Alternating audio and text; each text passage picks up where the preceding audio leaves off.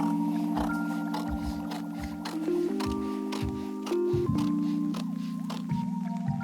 Sean. Hi, Dario. Welcome back to Huntsman. Thank you, yeah. Nice to have you back. Yeah, it's very nice to be back, actually, yes. Not the first time, because you originally trained here, didn't you? I did, yeah. Started in 1977.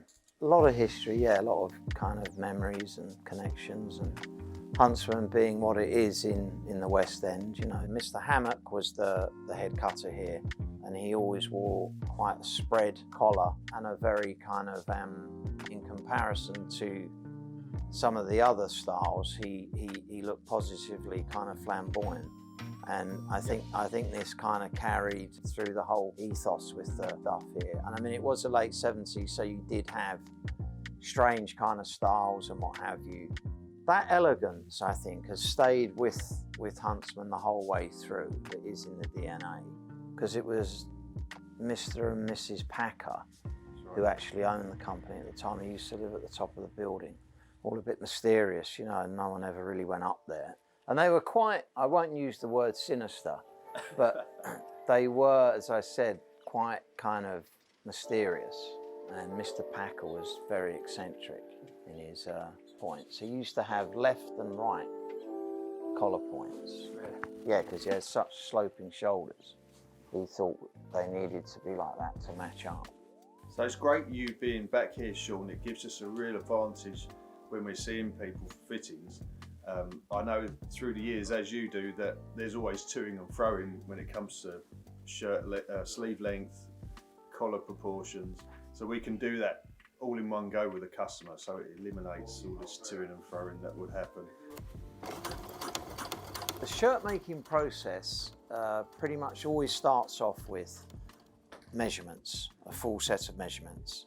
And at that time as well, I mean, nowadays we take some photographs and just general figuration, and then trying to ascertain exactly what sort of fit the customer wants and what I think's best, or not what I think's best for them, but what I think will work for them and enhance the overall kind of style they're looking for. We then draft a paper pattern, which I invariably do, and then we go on to use that to cut what we call a sample shirt, which is the first shirt.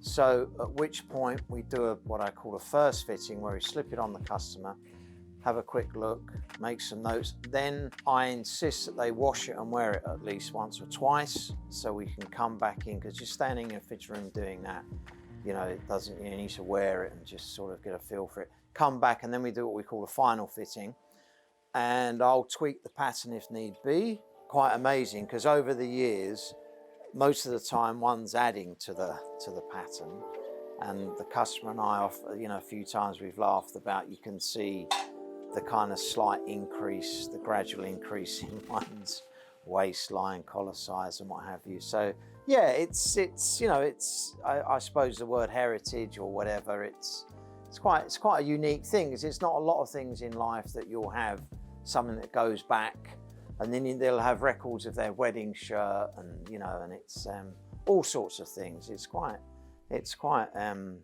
unique, really. These standard kind of shaped collars, well, not standard, that I've developed over the years, but they're a guide, so we can always kind of tweak them for either the customer's sort of aesthetic desire, or you know, shape and size. Same applies to the cuff, by all means. I mean, I have a set of cuff shapes and what have you, but once again we ad lib. And especially the advent of big watches. I mean, there's always this thing of the left cuff having to be big, or some people wear it on the right just to confuse me. And what happens is, with the advent of people wearing bigger and bigger watches, people wanting the left cuff to be bigger, you've got this dilemma of the right cuff, the right sleeve sitting where it should, but if the left cuff's too big to go over big enough to go over these enormous watches, it comes down.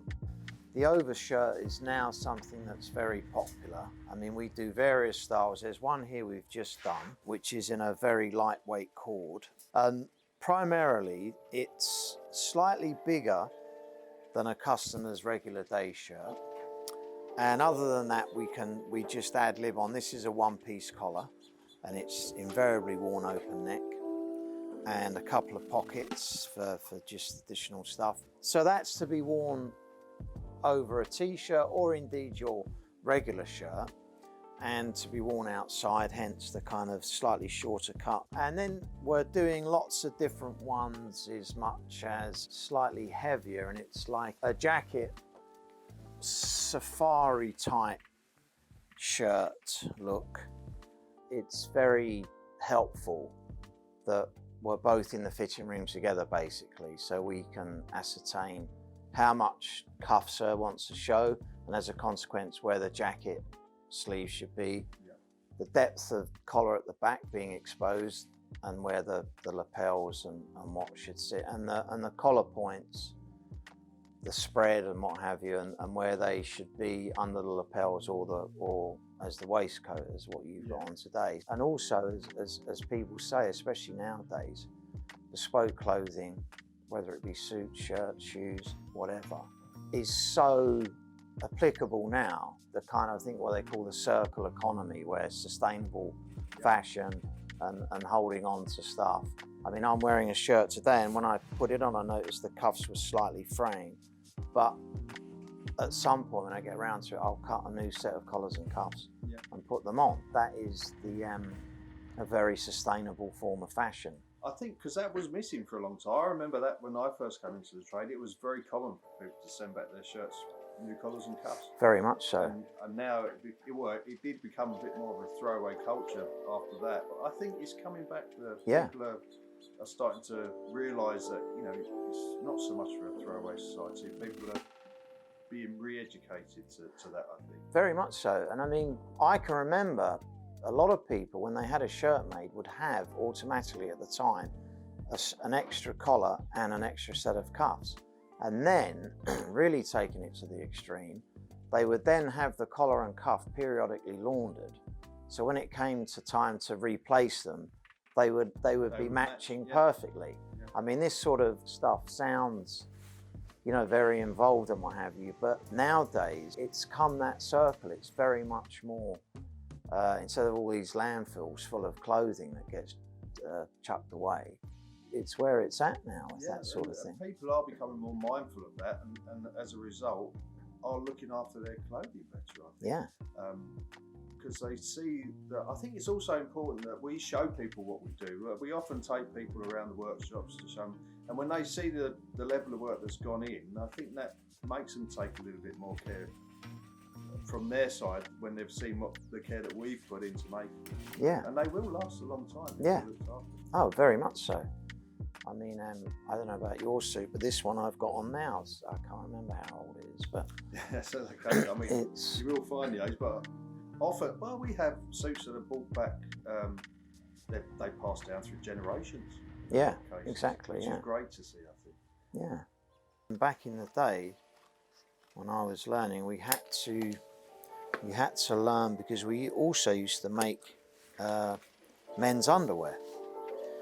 Well, I say underwear, it was a kind of shorts which often had buttons on, that the shirt would button onto to get this kind of, you know, really kind of starch look. So it was kind of endless, the things that we would do. That is incredible. Yeah, it is. Button your shirt into Button your shirt onto your kind of briefs. And they would all be made of the best quality cotton, soft cottons. And then some of the guys would then have a woolen silk vest, undervest, which, because I suppose, you know, living in these old kind of houses, no central heating. But, you know, one of those buttoned shorts on and 28-ounce suit, you know, and waistcoats and socks, you know, 3/4 hose socks up to there. They were always warm. I mean, I think Dario would agree that also what's strange in this business is you can have your measures, your set of guides and scales, and follow that and make something for somebody, and it works.